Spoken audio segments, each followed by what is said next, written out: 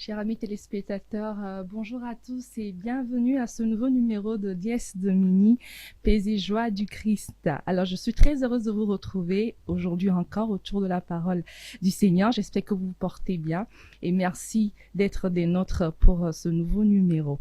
Alors, aujourd'hui, nous allons commenter l'évangile qui est tiré de Saint Luc, chapitre 12, versets 32 à 45. Et tenez-vous bien, je suis avec de nouveaux invités. Le père Magloire et le père David ne sont plus là aujourd'hui. Je m'en vais vous les présenter, mes nouveaux invités. Bonjour mon père. Bonjour mon père. Bonjour. Alors père Daniel Nipapé, vous êtes eudiste en France, en mission en France et de passage à Lomé. Bienvenue. Merci bien madame. Bonjour père Jean Damascène Kouma. Vous êtes Bonjour. franciscain en France, en mission en France et de passage à Lomé également. Bienvenue à vous. Merci beaucoup. Merci d'être des nôtres sur ce plateau. Alors, nous allons tout de suite passer à la lecture de l'évangile de ce jour. Comme je vous le disais, c'est tiré de Saint Luc au chapitre 12, versets 32 à 45. Et je vais laisser le père Daniel nous faire la lecture. Merci. Évangile de Jésus-Christ selon Saint Luc. En ce temps-là, Jésus disait à ses disciples, « Sois sans crainte, petit troupeau. Votre Père a trouvé bon de vous donner le royaume. Vendez ce que vous possédez et donnez-le en aumône. Faites-vous des bourses qui ne s'usent pas, un trésor inépuisable dans les cieux, là où le voleur n'approche pas, où la mythe ne détruit pas. Car là où est votre trésor, là aussi sera votre cœur. Restez en tenue de service, votre ceinture autour des reins et vos lampes allumées. Soyez comme des gens qui attendent leur maître à son retour des noces pour lui ouvrir dès qu'il arrivera et frappera à la porte. Heureux ces serviteurs-là que le maître, à son arrivée, trouvera en train de veiller. Amen, je vous le dis, c'est lui qui, la ceinture autour des reins, les fera prendre place à table et passera pour les servir. S'il revient vers minuit ou vers 3 heures du matin et qu'il les trouve ainsi, heureux sont-ils. Vous le savez bien, si le maître de maison avait su à quelle heure le voleur viendrait, il n'aurait pas laissé percer le mur de sa maison. Vous aussi, tenez-vous prêts. C'est à l'heure où vous n'y penserez pas que le Fils de l'homme viendra. Pierre dit alors, « Seigneur, est-ce pour nous que tu dis cette parabole, ou bien pour tous ?» Le Seigneur répondit, « Que dire de l'intendant fidèle et sensé, à qui le maître confiera la charge de son personnel pour distribuer en temps voulu la ration de nourriture? Heureux ce serviteur que son maître, en arrivant, trouvera en train d'agir ainsi. Vraiment, je vous le déclare, il l'établira sur tous ses biens. Mais si le serviteur se dit en lui-même, « Mon maître tarde à venir », et s'il se met à frapper les serviteurs et les servantes, à manger, à boire et à s'enivrer, alors quand le maître viendra, le jour où son serviteur ne s'y attend pas, et à l'heure qu'il ne connaît pas, il l'écartera et lui fera partager le sort des infidèles. Le serviteur qui, connaissant la volonté de son maître, n'a rien préparé, n'a pas accompli cette volonté, recevra un grand nombre de coups. Mais celui qui ne la connaissait pas et qui a mérité des coups pour sa conduite, celui-là n'en recevra qu'un petit nombre. À qui l'on a beaucoup donné, on demandera beaucoup. À qui l'on a beaucoup confié, on réclamera davantage. Acclamons la parole de Dieu. Merci Père Daniel pour la lecture de l'évangile. Alors ce dimanche, on continue toujours avec Saint Luc. Le dimanche dernier, il était question des trésors amassés ou bien qu'on doit amasser dans le royaume des cieux. Alors, de quoi est-il question dans l'évangile de ce dimanche? Dans l'évangile de ce dimanche, Luc nous parle de la question de l'heure de Dieu. Et cette heure se traduit par 3 attitudes. Et ces attitudes peuvent être des verbes que nous avons décelés dans l'Évangile. Veiller, se tenir prêt et servir.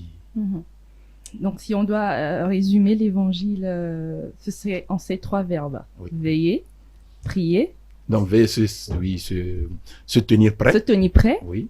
Et servir. Et servir. Servir. Servir, d'accord. Alors, Jésus, il s'adresse à ses disciples en disant « Petit troupeau, sois sans crainte ». Et à quoi est-ce qu'il faisait allusion quand il dit « petit troupeau » ? Si nous voulons rentrer un peu dans la logique de Saint Luc, le petit troupeau d'abord dont parle Saint Luc, ce sont les premiers chrétiens. Et ces premiers chrétiens ont évolué en passant par les disciples. Et aujourd'hui, ce petit troupeau, c'est nous, les chrétiens.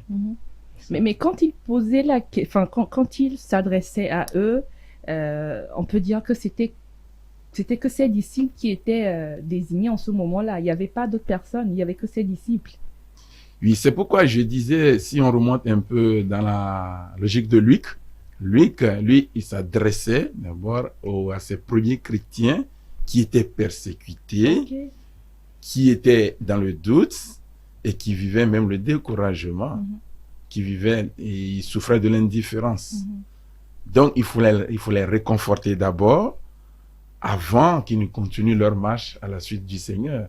Et c'est pour cela que je dis, aujourd'hui, à partir de ces premiers chrétiens, ça a évolué par les disciples et jusqu'à nous aujourd'hui. D'accord, merci Père Daniel. Père Jean, alors, pourquoi est-ce que c'est à ce petit troupeau que Jésus promet le royaume?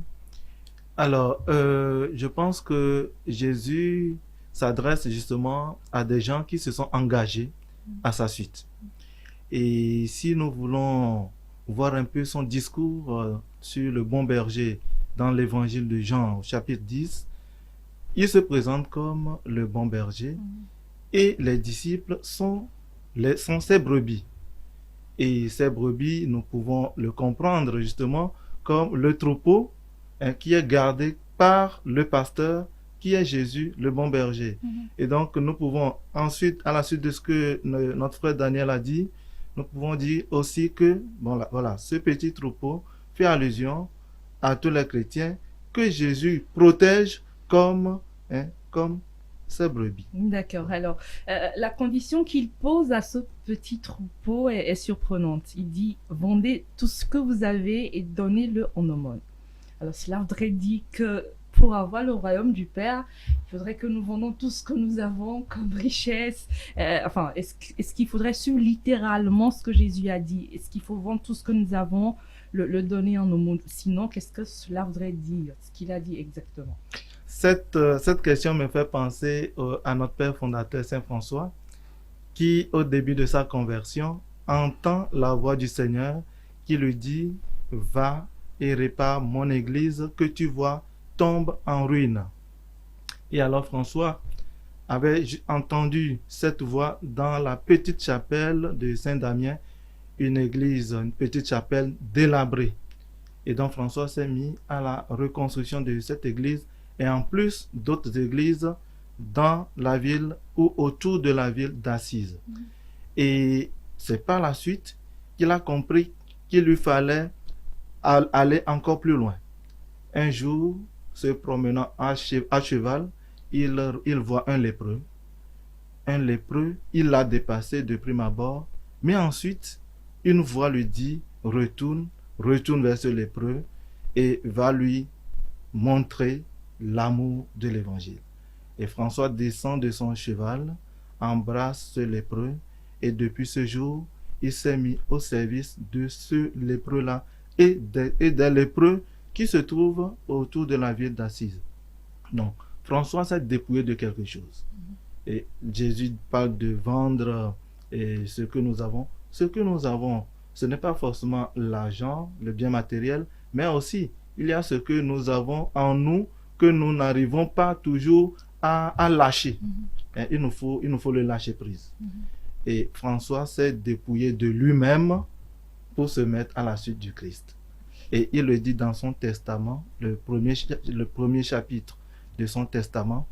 Il dit, lorsque j'étais dans le monde, la vue des lépreux m'était très amère. Mais le Seigneur lui-même me conduisit au milieu d'eux et je leur fis miséricorde. Et depuis ce jour, tout ce qui me semblait amer est devenu pour moi douceur. Et depuis ce jour, j'ai dit adieu au monde. Merci, Père. Jean-Pierre Daniel, est-ce que vous avez quelque chose à rajouter? Oui, je pense que le Père Damascène a dit beaucoup de choses. Aujourd'hui, quand on parle de détachement, si je peux le dire ainsi, on pense que Dieu est contre la richesse. Ou bien on veut pas on ne soit pas riche. Non. On en a parlé le dimanche dernier. Hein? Non, c'est notre attachement peut-être excessif ouais. à ces biens qui nous aveugle, comme il a dit, qui nous empêche. C'est ça. Donc quand on dit de vendre, ce n'est pas de manière littérale. Non, mais vendre quoi? C'est ça. Ce qui m'empêche, il y a certaines personnes qui n'ont pas de biens matériels, mais ils ont certaines choses, certaines attitudes qui les empêchent de louer Dieu, qui les empêchent d'entrer dans le royaume. Donc c'est renoncer à soi. C'est le plus important. C'est une affaire de renoncement. Ce n'est pas seulement d'aller vendre la voiture, la maison. Non. Ce n'est pas ça. Mais il faut dire qu'au-delà de ça, si on ne prend pas ce verset littéralement, l'aumône aussi est quand même très important. Quand même. Très. Si. Ou bien mon père. Tout à fait. Oui, c'est ce que je disais tantôt avec l'exemple de Saint François, qui s'est mis au service et soigner les lépreux, mais aussi aller quêter pour eux. Voilà. Ce qui devait lui servir et lui-même, il le donne, voilà, pour le bien des autres. Les autres. Voilà. D'accord. Alors, il est dit, là où est votre trésor, là aussi sera votre cœur. Qu'est-ce que cela veut dire? Comment est-ce que nous, aujourd'hui, chrétiens de ce monde, comment est-ce qu'on peut comprendre ce verset-là? Alors, nous le savons tous, dans cette vie, tout le monde est enclin à chercher un bonheur. Tout le monde veut être heureux. Tout le monde veut connaître une joie, peut-être une joie excessive, une joie sans fin, mais cela n'est pas de ce monde. Alors, chercher notre trésor.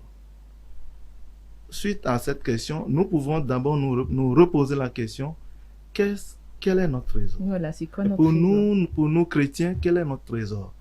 Qu'est-ce qui peut nous procurer cette joie, ce bonheur tant recherché? Et je pense, à mon avis, que pour nous les chrétiens, seul Jésus peut nous donner ce bonheur que nous cherchons, ce bonheur, cette joie. Parce que, comme nous le disons très souvent, celui qui a Jésus a tout. A tout. D'accord, donc ça veut dire que ce trésor que nous devons avoir, ça doit être Jésus. Et quand on a Jésus, notre cœur est là-bas et on a tout. Je pense, oui. Vous voulez ajouter quelque chose, mon père? Oui, ça me fait penser un peu à la vie affective entre l'homme et la femme. Ouais, quand ils se rencontrent, quand l'homme rencontre la première fois une femme, et dans la drague, tout son cœur est tourné vers là. Et tout ce qu'on dit, ça ne rentre plus. C'est vers l'autre. Ouais. Donc, c'est pour dire que là où est ton trésor, c'est là aussi que ton cœur se trouve. Dans cette belle créature que l'homme a découvert pour la première fois, tout est figé là-dessus. Donc, ce trésor pour nous aussi, c'est Jésus-Christ. Si nous l'avons croisé, alors notre cœur sera là-bas. D'accord. Alors, vous voulez ajouter quelque chose, mon père? Oui, bon, ce que je peux ajouter aussi, c'est que généralement, notre monde nous propose parfois de faux trésors.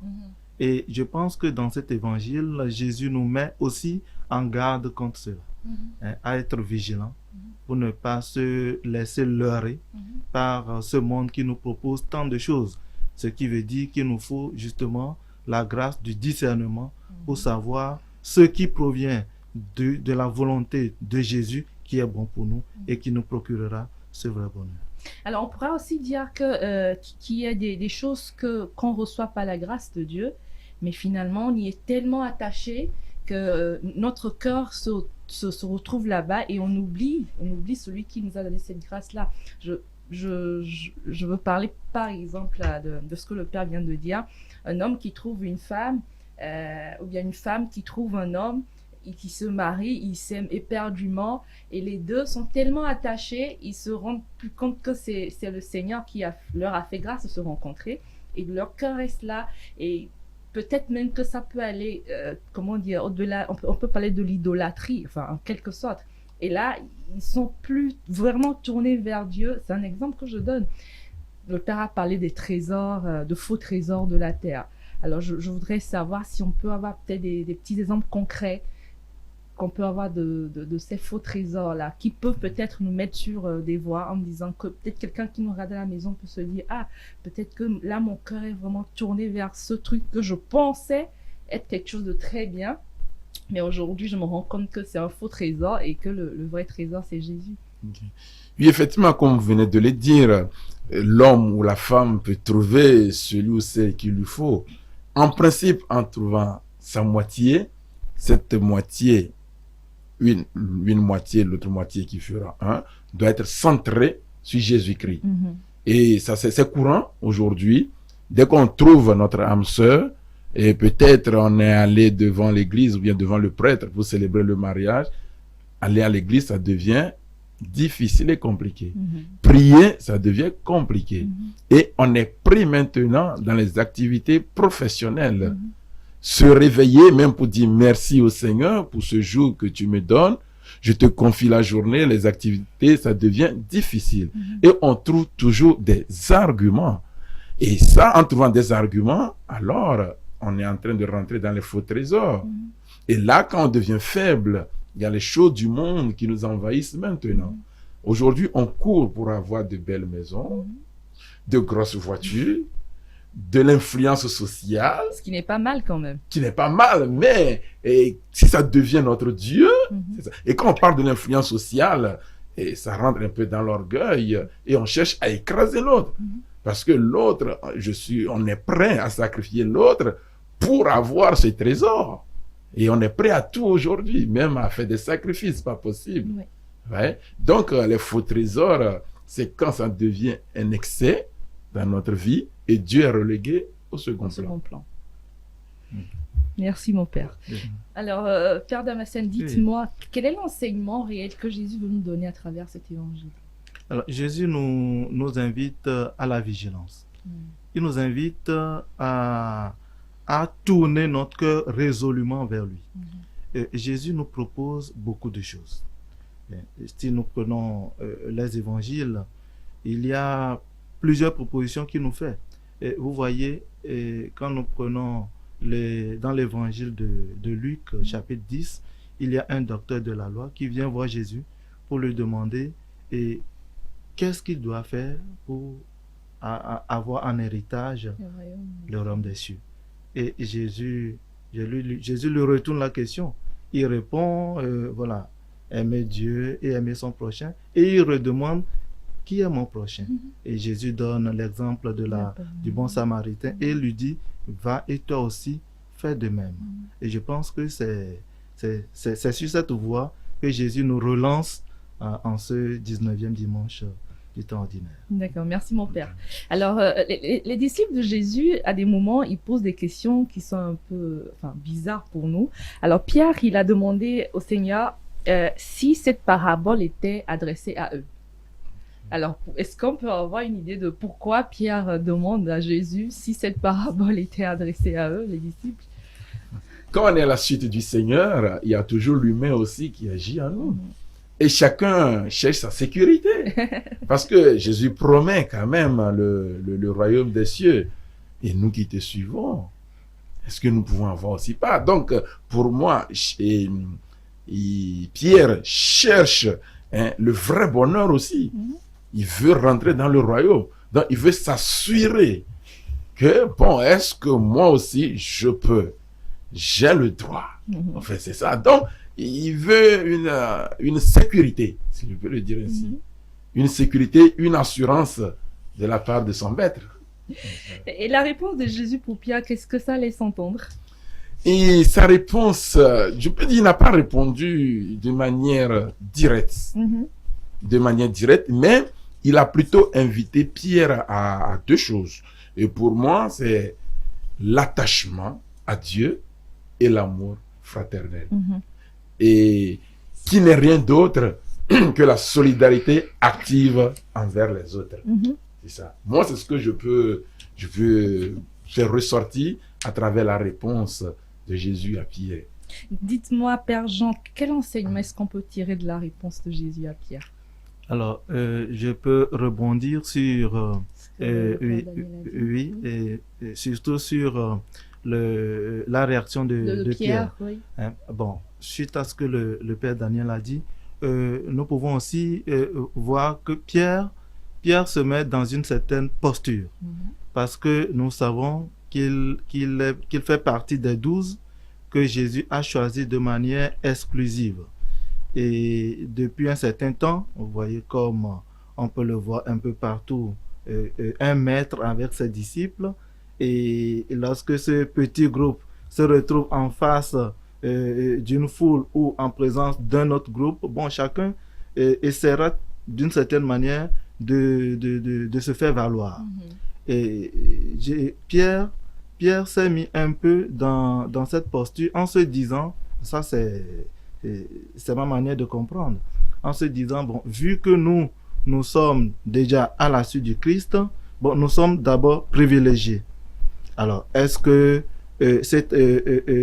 cette position nous oblige encore à autre chose?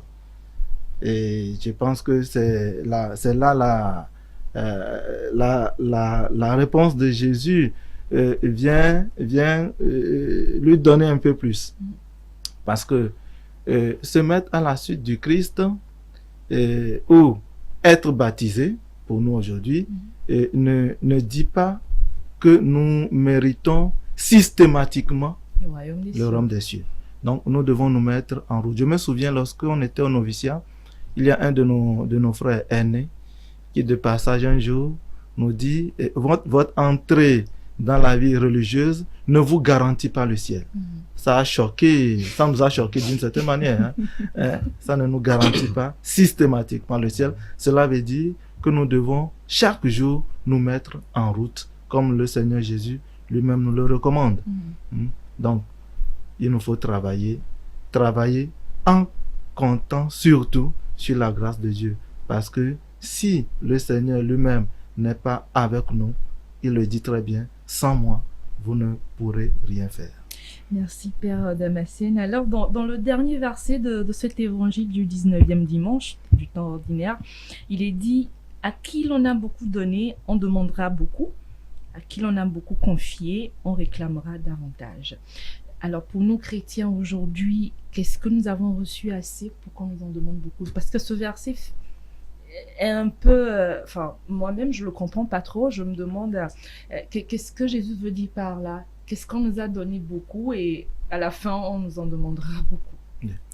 Cela nous fait penser aussi à cette parabole de Jésus qui parle des serviteurs, de 3 serviteurs à qui leur maître a confié des talents, oui. Et pour se rendre en voyage, un a enterré ce qu'il a reçu, le second l'a fructifié à moitié et le troisième l'a fructifié conséquemment. Oui. Et au retour, bon, chacun a rendu compte. Celui qui a enterré son talent n'a pas du tout été apprécié. Et c'est là nous pouvons dire que Jésus, en quittant ce monde, nous a laissé beaucoup de recommandations, beaucoup de consignes. Et chaque jour, il continue de nous dire ce que nous devons faire pour notre bien, pour notre salut, à travers la parole de Dieu, à travers dans la vie de l'Église. C'est là nous recevons beaucoup. Nous recevons beaucoup et nous sommes appelés à être des témoins.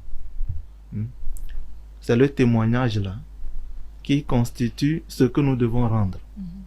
Jésus a donné sa vie pour nous. Il ne l'a pas donné dans un discours, mais il l'a donné à travers des faits concrets, en livrant sa vie. Et nous voyons dans cet évangile, Jésus a déjà pris le chemin de Jérusalem. Il monte à Jérusalem pour souffrir la passion. Il sait ce qu'il attend. Et donc, nous aussi, nous devons nous mettre en route. Donner ce que nous avons reçu. Ce que nous avons reçu, c'est la vie en Dieu. La vie de Dieu. Faire la volonté. Le Seigneur nous donne toujours sa grâce pour accomplir ce qu'il veut pour nous. Merci Père Jean Damascène. Père Daniel, vous avez quelque chose à dire sur cette question? Oui, bon, moi, le jour de notre baptême, nous avons reçu des dons. Nous avons reçu des charismes aussi. Et moi, je dis, le charisme, ce n'est pas seulement de les exercer de manière charismatique, excusez-moi, au niveau du renouveau, chasser les démons, prier, intercéder. C'est bien, en langue, c'est bien, c'est beau. Mais chacun de nous a un charisme. Certains ont le charisme de chanter. Certains ont le charisme d'accueil, d'organisation. Bref, pour dire que chacun de nous a une responsabilité, un engagement. Et le Seigneur nous invite à exercer ses responsabilités et ses engagements, surtout dans l'amour, dans la charité. Et quand on parle de la charité, c'est de savoir partager aussi. C'est de savoir partager. Alors, on a beaucoup de talents. Chacun de nous a reçu à sa manière. Ça.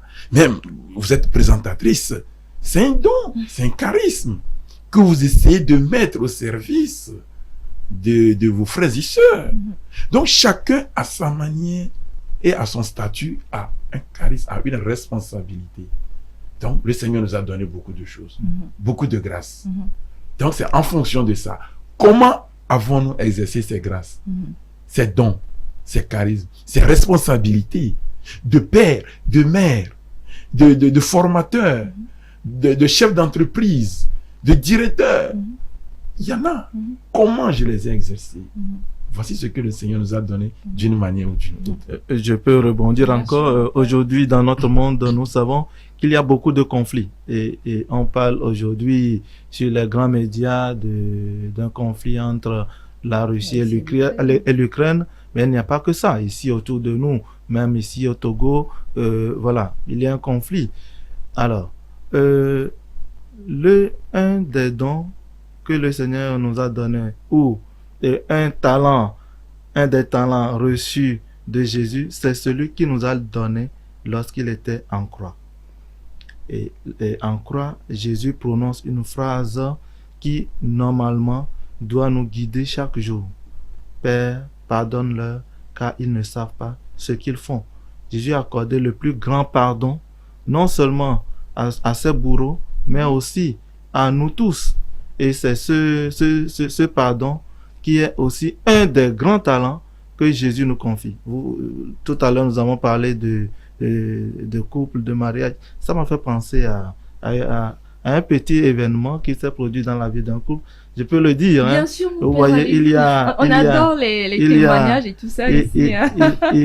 Vous voyez, il y a un couple et qui, suite à une question de trahison, a décidé de divorcer. Alors, ils ont décidé de se rendre auprès du juge. Et arrivé, le juge acte leur décision et ils ont 3 enfants. Alors, ils devaient se partager les enfants, qui devaient prendre 2 et qui devaient prendre 1. Alors, ils se sont mis en aparté pour se consulter. Ils reviennent avec cette décision. Nous retournerons faire un 4e enfant. Et puis après, nous reviendrons se les partager de quoi. Vous voyez? Et voilà, le juge accepte leur proposition. Et quelques mois plus tard, la femme accouche des jumeaux. Oh là là. Vous voyez, donc ça fait 5. Donc du coup, il y a une question de pardon qui doit être gérée à ce niveau-là. Parce que, voilà, est-ce que leur décision est conforme à la volonté de Dieu? Voilà, tout cela sont des signes que le Seigneur fait dans nos vies pour nous amener à nous référer à sa parole qui est notre lumière. Merci Père Jean. Alors, il y a beaucoup de personnes qui, par rapport à cet évangile-là, se demandent quel est mon talent, qu'est-ce que Dieu m'a donné que je dois bien fructifier.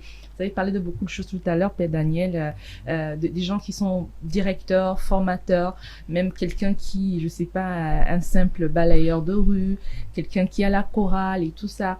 Mais beaucoup de personnes ne se rendent pas compte forcément que c'est déjà quelque chose que le Seigneur leur a donné comme don ou talent et qu'il faudra fructifier. Alors pour ces personnes-là, qu'est-ce qu'il faut faire? Est-ce que c'est dans la prière qu'il faut demander à Dieu, ben, qu'est-ce que tu m'as donné comme don? Qu'est-ce que je dois pouvoir fructifier pour toi, pour le royaume? Oui, effectivement, les gens pensent loin. Et comme je l'ai dit, surtout dans le domaine charismatique, c'est chasser les démons, parler en langue, imposer des mains, faire trembler la terre. Ce sont les dons et les charismes. Sainte Thérèse de l'Enfant Jésus disait que si on te confie la responsabilité de balayer une chambre, il faut la balayer avec amour et propre. Donc, à ces personnes, moi, je les invite à voir en elles ce qu'elles font de bien, de beau. Et à chaque fois, c'est apprécié. Il ne faut pas regarder au-delà d'elle-même. Parce que c'est dans les petites choses que le Seigneur se manifeste. Mais nous voulons voir les grandes manifestations. Rappelons-nous, au moment où le Seigneur voulait visiter Élie, c'est dans une brise légère. Donc moi, je les invite à regarder dans leur responsabilité, à regarder dans leur mission, dans leur engagement. Le Seigneur se révèle à ces personnes-là dans ce qu'elles font. Le Seigneur n'est pas loin. Il est là, tout proche de nous. Mais on a envie, comme Saint Augustin, je pense bien, il cherchait Dieu là où il n'était pas, alors que Dieu était près à côté de lui. Oui. Donc c'est ça. Donc à ces personnes, c'est de rechercher, de voir autour d'elles. Il y a de petites belles choses qui se font. Mais comme ce n'est pas crié sur les toits, on pense qu'on n'a pas de don, on n'a pas de talent à fructifier.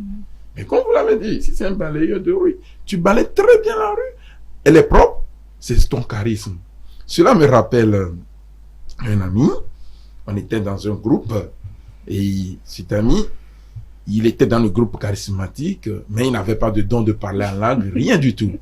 Mais le dimanche, lorsqu'il y a les messes de guérison, déjà à 11h, il s'en va louer, pousse, on met les chaises dedans, plus de 500 chaises, il tire seul, il vient, il dispose les chaises, la messe a eu lieu à 15h, ça finit autour de 21h, il ramasse seul ses chaises pour les ramener là où on avait loué.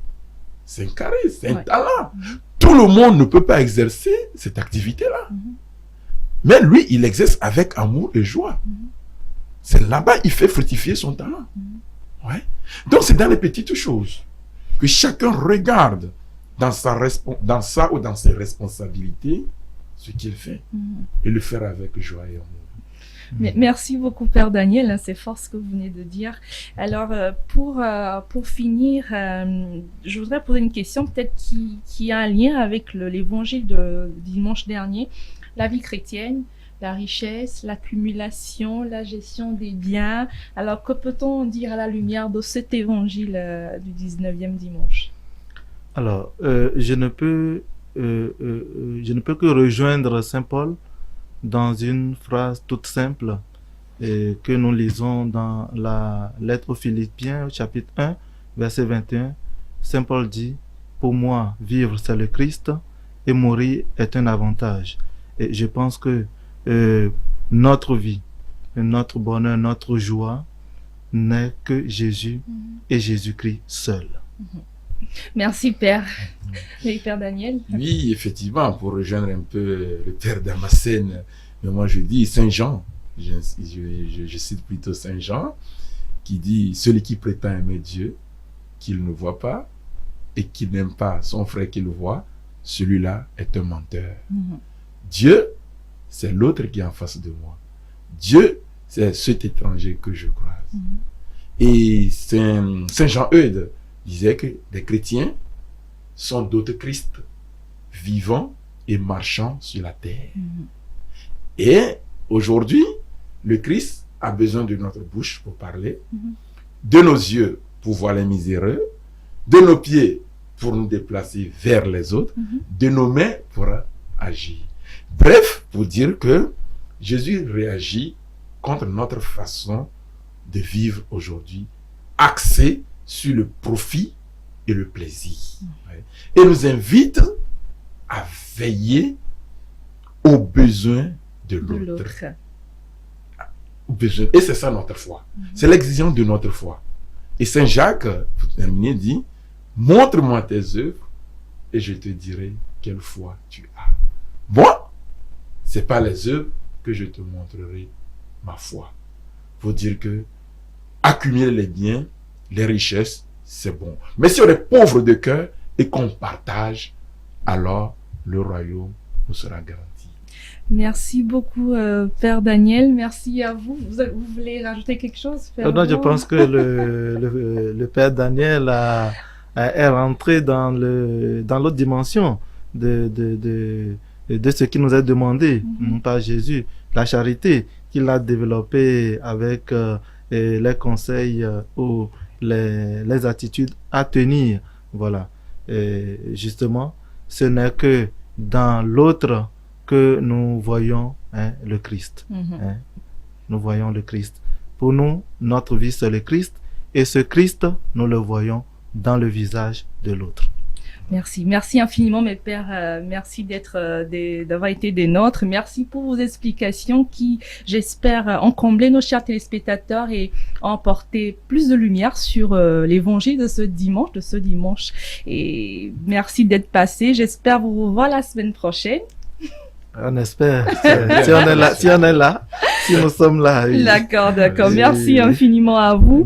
Merci à la réalisation, à Raymond, à Honoré, au Père Odilon. Merci à vous, chers téléspectateurs, de nous avoir suivis. J'espère qu'aujourd'hui, les explications de nos chers pères vous ont beaucoup appris sur l'évangile de ce dimanche. Alors, comme on l'a dit, Jésus-Christ doit être notre trésor. Et là où se trouve notre trésor, là se trouve aussi notre cœur. Et chacun de nous a aussi un don, un talent que Dieu lui a donné à pouvoir fructifier. Ne regardons pas trop loin, mais dans notre vécu de chaque jour, nous avons toujours quelque chose à pouvoir fructifier pour le royaume des cieux. Merci de nous avoir suivis. Je vous retrouve la semaine prochaine, même heure. D'ici là, soyez bénis. Au revoir.